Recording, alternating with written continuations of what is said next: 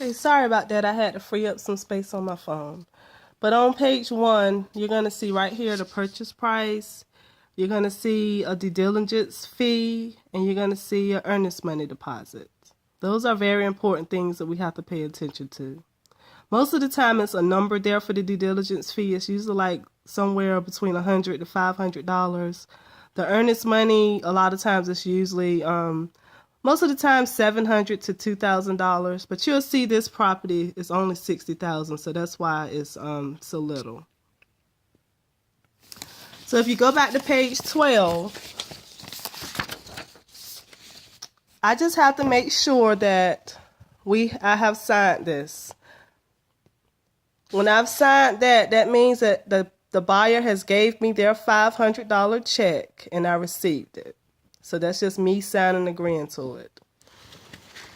And then occasionally we have to go back and email the other agent to make sure that they give us that they received the due diligence money. The buyers sometimes have to send the seller due diligence money. So once we put that in the mailbox and the agent has received it, they have to sign that they got it. So this is a very important document, and I just reference it to say that it's page 12.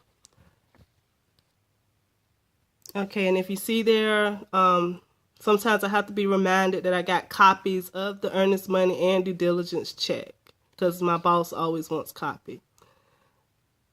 So we're going to talk about scheduling inspection later. But I am going to talk about week 2. After the inspection has been scheduled and completed, then we start with the due diligence repair request. So if you have went out there with the buyers and did the inspection with them, then this is the due diligence repair request form.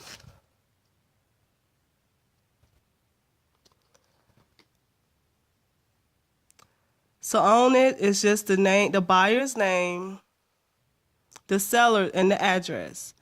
So pretty much once we went through the inspection and we know what repairs need to be done, we're just going to write them in this big blocks right here. The buyer wants the seller to fix this. So this particular buyer wants him to replace the roof by a professional contractor. And he wants it completed by November 5th. So it could be anything here. Fix the bathroom, put caulking, fix the window, paint the house, different things. So whatever it is, we just put it in that block. And then we have the buyer sign it.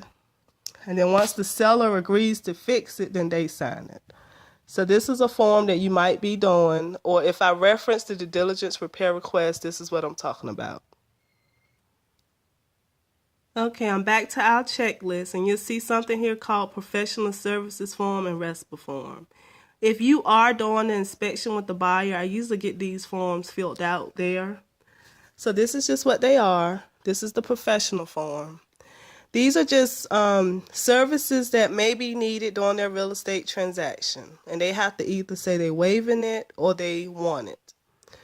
Accountant, appraisal, attorney, NFIP, elevation, nobody ever gets that. Home inspection, home warranty, mortgage loan, property insurance, radon inspection, septic inspection, survey, title insurance, well inspection, or wood infestation.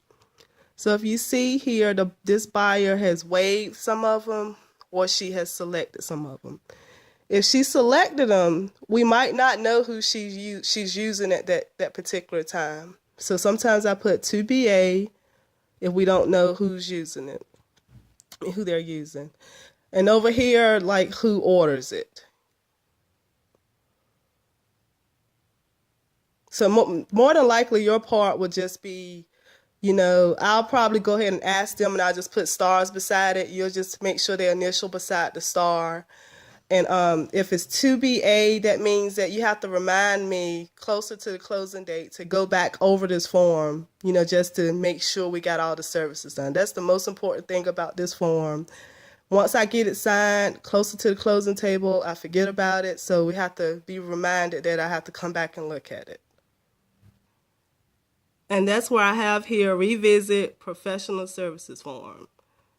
That means just make sure that everything that they ask for you know, that we got it. If they ask for a home warranty, make sure that we got the home warranty. If they ask for an inspection, make sure we actually did everything that they asked for.